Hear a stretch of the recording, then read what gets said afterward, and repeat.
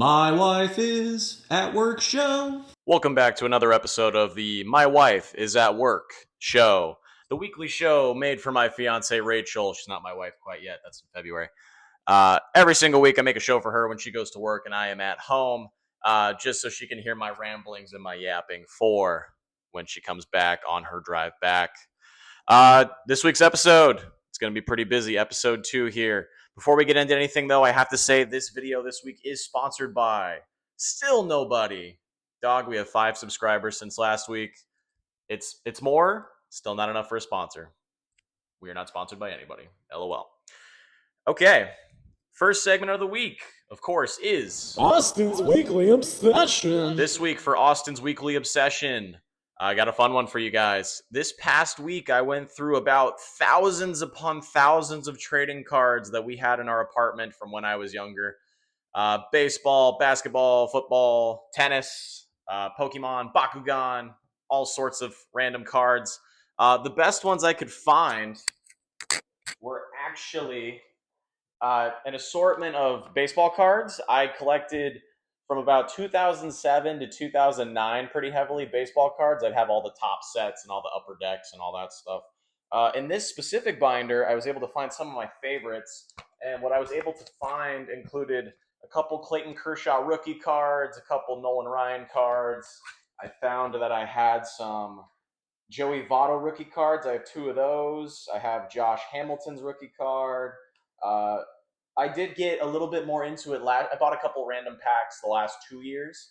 I have a couple Ellie De La Cruzes. I have some Yamamoto rookie cards. I got a misprint Jose Batista from 2007 before he blew up with the Pirates, which is pretty hilarious. Card collecting's fun, man. I don't know why I stopped doing it. I actually have bought packs the last 2 years for the Topps baseball ones because I really liked organizing and sorting those cards by team and position. But cards are really fun. I've always really loved baseball cards specifically. Pokemon cards are also the thing I was really into when I was younger. I get packs every now and then.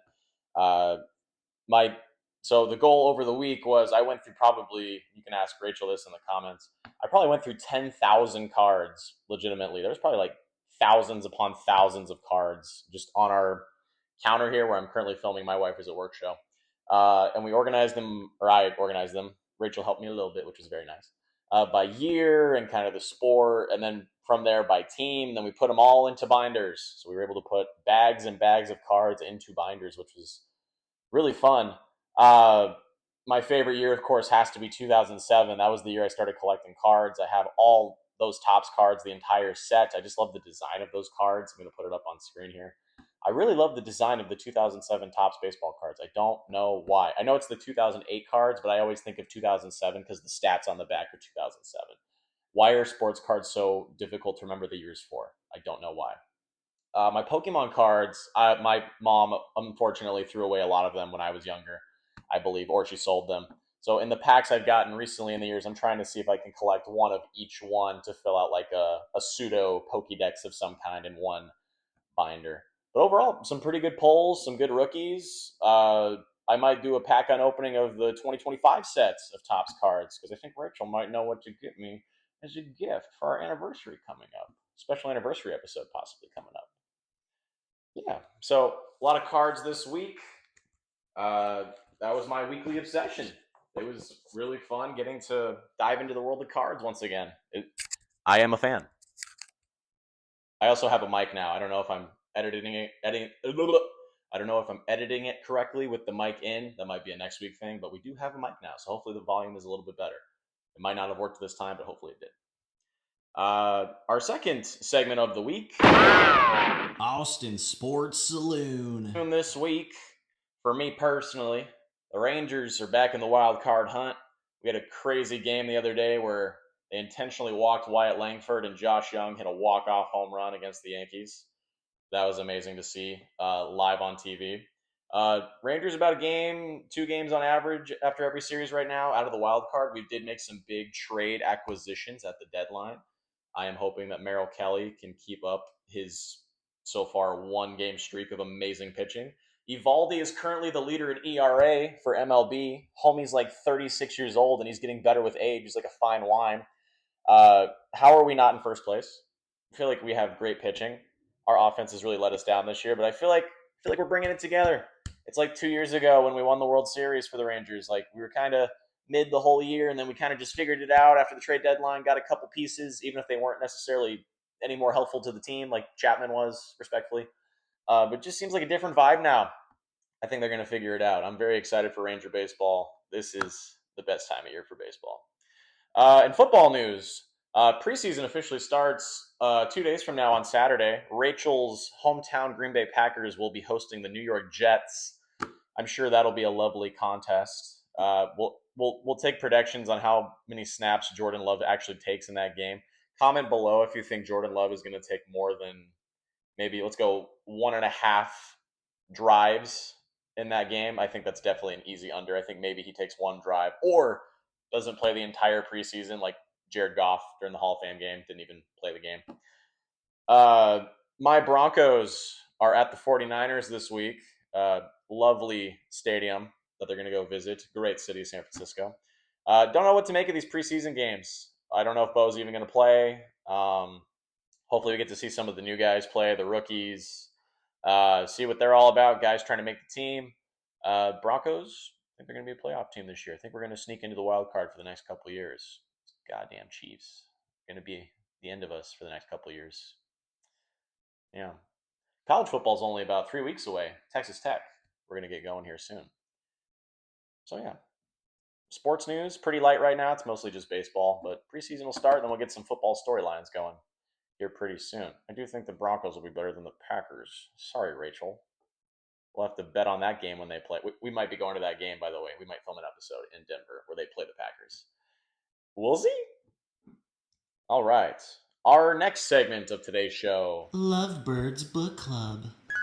For the book club this week, Rachel and I read Broken Country by Claire Leslie Hall. Strong book of the year contenders so far. This book was absolutely amazing. This is my first 5-star rating of the year. Rachel and I both gave it 5 stars. Essentially without spoilers, because this is a very spicy book. I'm not talking about like stuff that happens with like, but like in terms of the plot, like a lot of really interesting stuff happens, and it goes places I didn't think it could go, and the characters are very well fleshed out, and I think the writing style is so good. It was such an easy read. It's only about 300 pages, so it didn't really take that long. But it's such an easy read. We could really visualize like where the settings were and what the characters really looked like and what they were doing with their actions. It was awesome. So to not get too spoilery, as I yap there, it follows this lady Beth, and she is in a predicament. This is not a spoiler, but her son is dead, and she has rekindled with a former boyfriend of hers. They're much older now as adults, and she is helping not raise, but kind of take care of or babysit this guy's son, which is kind of weird. But she's married to like a different guy, and there's this whole love triangle thing that goes on, and there's a mystery tied into it that is kind of weaved throughout the book. And I will say it's a 5-star read. I don't get that a lot of 5 stars for books. I haven't had a 5-star this year, and we're in August now. This is the best book of the year so far. This is my Lovebirds Book Club book of the year so far. How many times can I say book in one sentence? Jesus Christ. Broken Country is amazing. I can see why Book of the Month makes this one of their books. This was quite the read. Go check it out. Comment down below what you thought of Broken Country. Rachel, comment down below if you disagreed with anything I said. This was essentially our meeting for the Lovebirds Book Club. One thing we like to do is try to see who we would cast as the actors if they were to make a movie about the book we're reading. So comment down below, who would you cast as the characters of Broken Country? And what did you think of the book? I'm curious to see who you guys would think would play each character. My hot take was I thought Mario Lopez would play Gabriel. I don't know why, but in my head, I thought Mario Lopez was Gabriel. I know that's a really weird thing to think because he was like sexy Colonel Sanders in the KFC Lifetime movie. And that's like my only thing I recognize him from besides E or Extra or whatever. But yeah, comment down below who you think would be in the Broken Country movie. What actors? Who would they play? Sporkle Quiz of the Week. Moving on, we got the Sporkle Quiz of the Week. Always love doing these Sporkle quizzes because Rachel really thinks she can stump me, and I know she knows she probably is going to stump me. She's a lot smarter than I am, if we're being honest. As I pull up the quiz here, the quiz for this week is going to be the original 151 Pokemon. See, I already forgot like how many there were. There's 151 original Generation 1 Pokemon. Uh, and Rachel, having seen all my Pokemon Go success recently, doesn't think I could name even like half of these. Or I told her like, I don't know, maybe like 60. I don't have very high expectations for this one, even though I do play a lot of Pokemon Go, and I am looking forward to the new Legends ZA game. Uh, I'm very curious how this is going to go. I will have to think back to my childhood experiences playing Fire Red and Leaf Green in summer camp. So, if I can get this to screen record. Oh my gosh. Look away. This is the faults we have sometimes in doing this live. Shift Command 5. I'm not quite the techiest, man. Okay, it's not screen recording. I love that.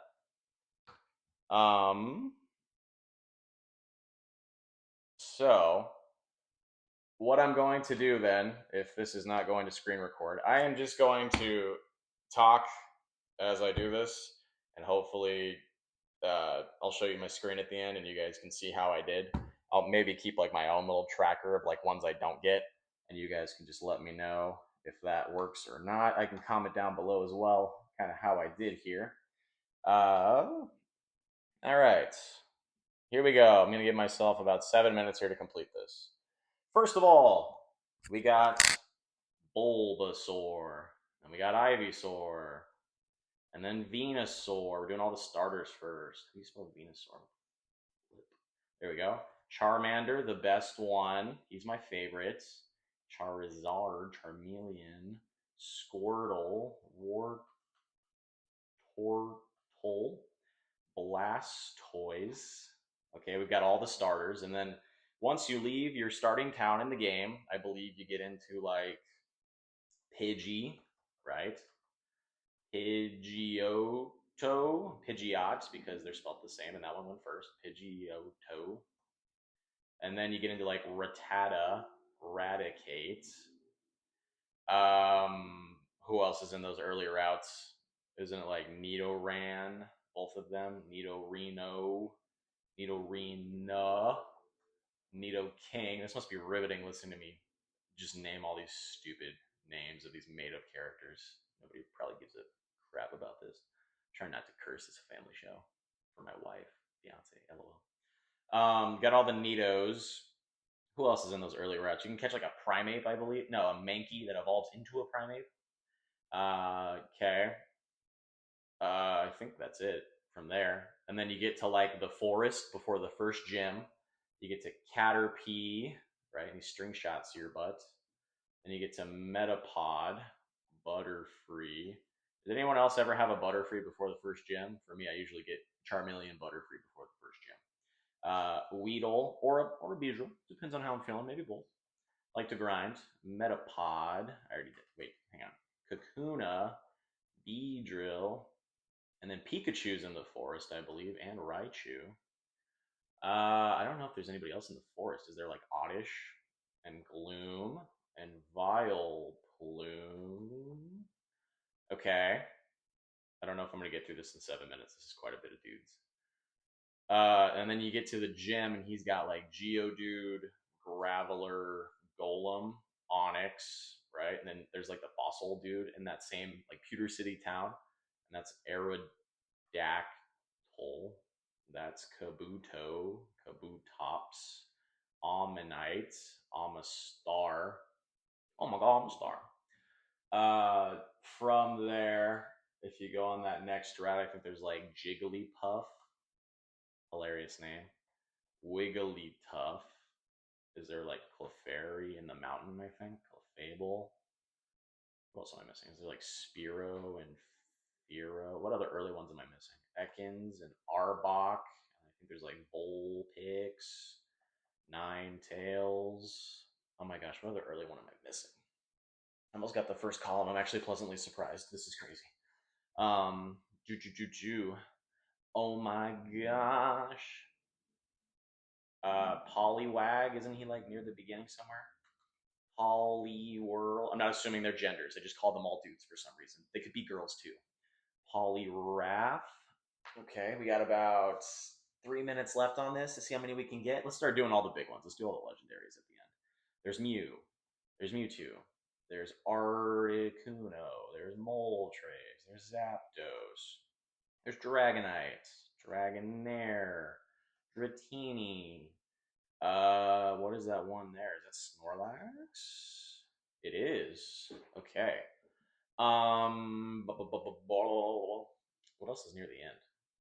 Oh my god. I can't even think of it. Got about 2.5 minutes here. 2 minutes left. Alright, what's the next gem? That's Misty. Starmie. Staryu. Is there like a Meowth somewhere there? Persian. Parasect. Parist. Just naming names. This is a riveting commentary. I'm trying to think so many things at once. My brain is about to explode. Porygon, right? Like Porygon or something. Ditto. Kangaskhan. Mr. Mime. Tauros. Magmar. Scyther.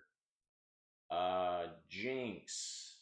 Are there any other random single ones there? Electabuzz. Farfetch'd. Tangela.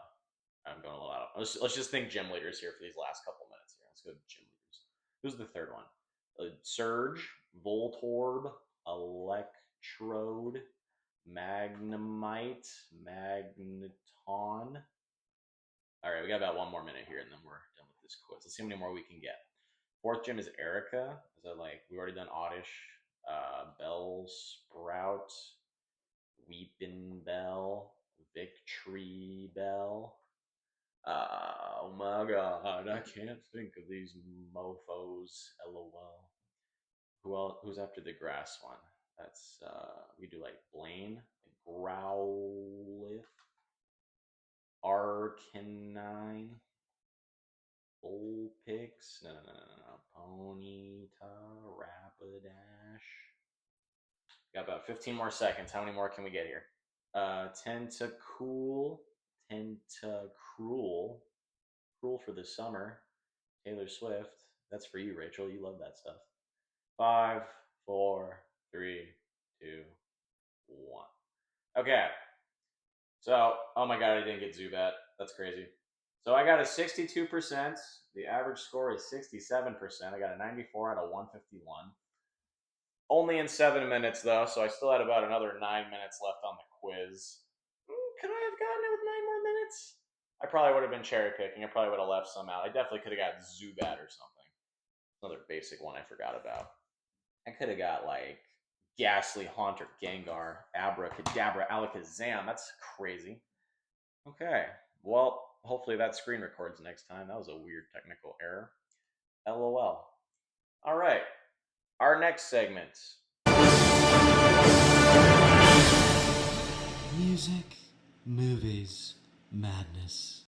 This week, I would like to highlight 3 things in entertainment that I saw that I thoroughly enjoyed.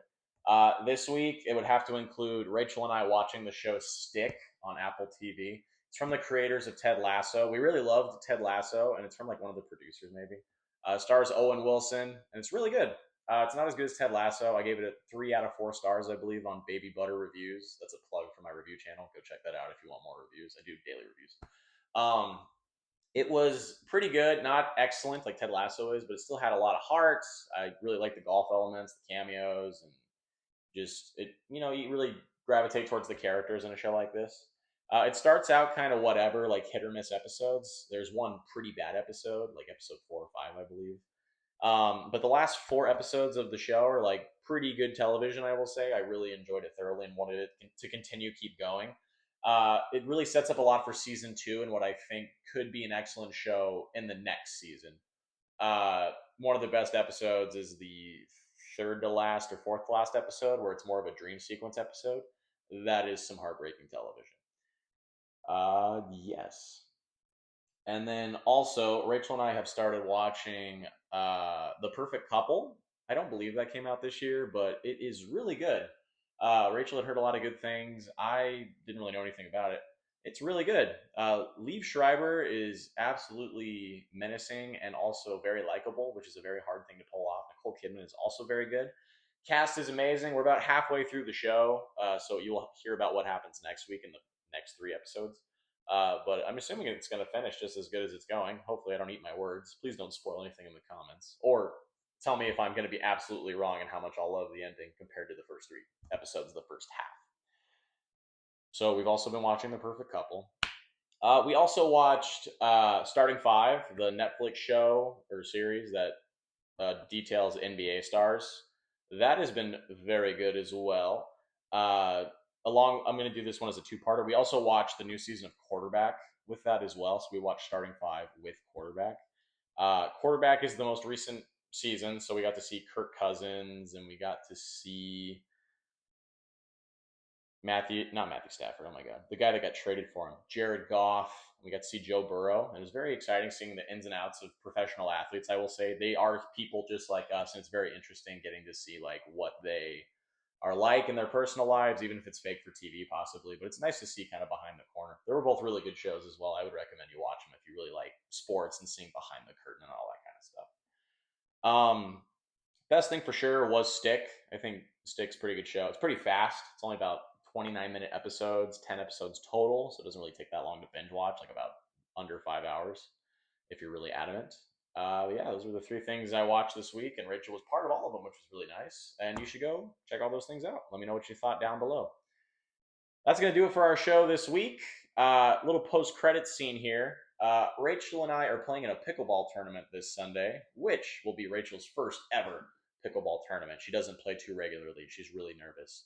I'm about a 5-0, just a little under a 5-0 for pickleball. I've only played one tournament, but I got that tennis background, which is very nice.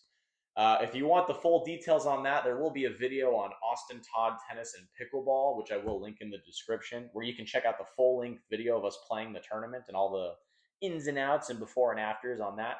I'll give you the rundown also in a mini segment next week, but wish us luck in our first ever endeavor in mixed doubles pickleball. Anyways, that's all the time we have for this week. Like and subscribe if you enjoyed the show. Leave a comment of anything you'd love to see for next time in the future. And most importantly, Rachel, I can't wait for you to get home. See you guys next week.